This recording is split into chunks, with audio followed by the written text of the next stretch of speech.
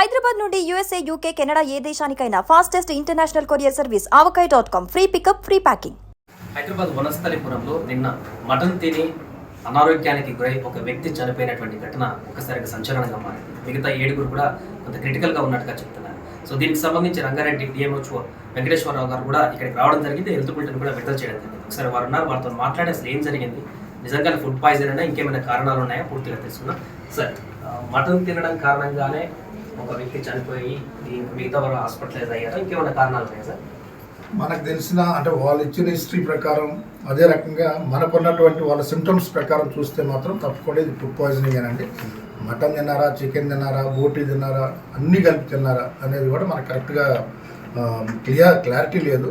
కానీ డెఫినెట్గా non vegetarian తీసుకోవడం వల్ల అది కూడా సండే వండుకున్నదాన్ని మండే ఈవినింగ్ కూడా తిన్నట్టున్నారు. ఎప్పుడెవరు తిన్నారో మనకు తెలియదు. నిన్న ట్యూస్డే రోజు వాళ్ళు మన హాస్పిటల్కి రావడం జరిగింది. కాబట్టి వాళ్ళు తప్పకుండా ఇది లక్షణాలన్నీ చూస్తే ఫుడ్ పాయిజనింగ్ లక్షణాలే ఉన్నాయి. మరి వాంతులు, విరోచనాలు, డీహైడ్రేషన్ ఇవన్నీ కూడా క్లియర్గా ఆ ఫుడ్ పాయిజనింగ్ వల్లే వచ్చిందని చెప్పేసి అని క్లియర్గా చెప్పొచ్చు. మనం శాంపిల్స్ కూడా పంపించడం జరిగింది.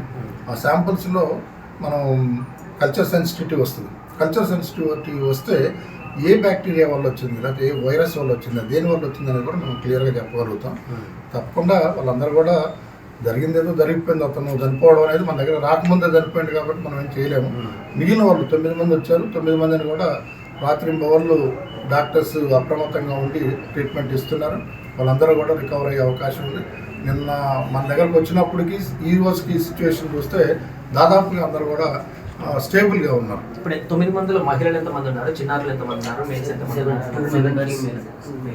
2 మేల్స్ అండి, 7 ఫీమేల్స్ అండి. కిడ్స్ వచ్చేసి 4 అండి.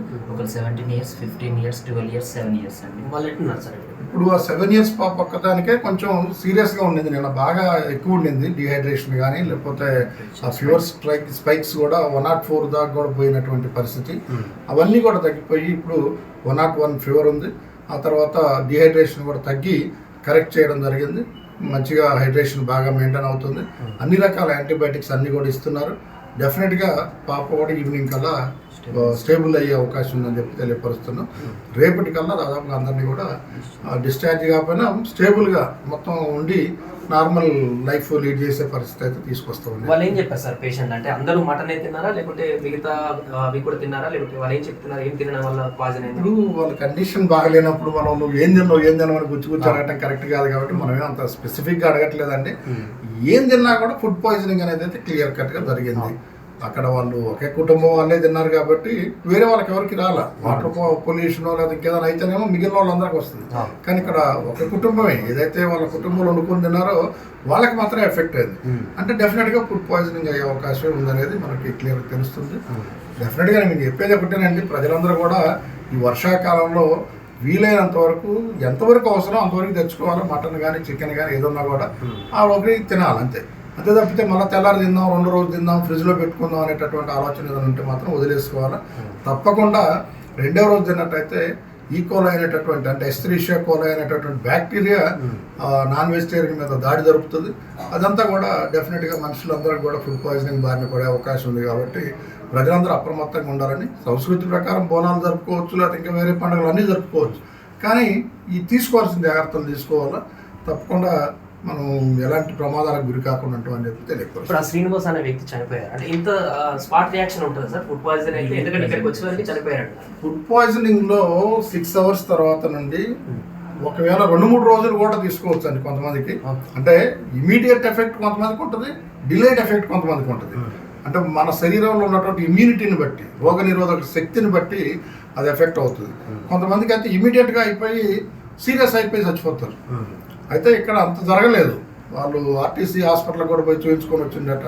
అంత జరిగిన తర్వాత డిలేడ్, యాక్చువల్గా 1 డే తర్వాత చనిపోయింది. హాస్పిటల్కి రావడమే డిలే చేశారు వాళ్ళు.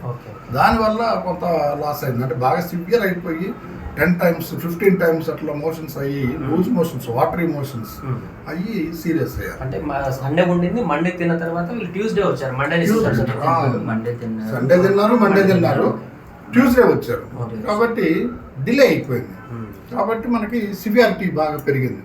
డిహైడ్రేషన్ ఎక్కువైపోయింది. అటు వామిటింగ్స్, మోషన్స్ 2 అయ్యేసరికి ఇంకా సివియారిటీ పెరిగింది అన్నమాట. ఫస్ట్ దానివల్ల ప్రజలందరికీ కూడా తెలియపరిచేది ఒకటే, ఒకవేళ డౌట్ అనిపిస్తే 1-2 సార్లు విరోచనాలు అయినాయి అంటే ఎమ్మటే వచ్చి హాస్పిటల్లో డాక్టర్ గారికి చూపించుకున్నట్టయితే వెంటనే రికవర్ అయ్యే ఒక. సుమన్ టీవీలో మీ పర్సనల్ అండ్ బిజినెస్ ప్రమోషన్స్ కోసం కింది నెంబర్కి కాంటాక్ట్ చేయండి.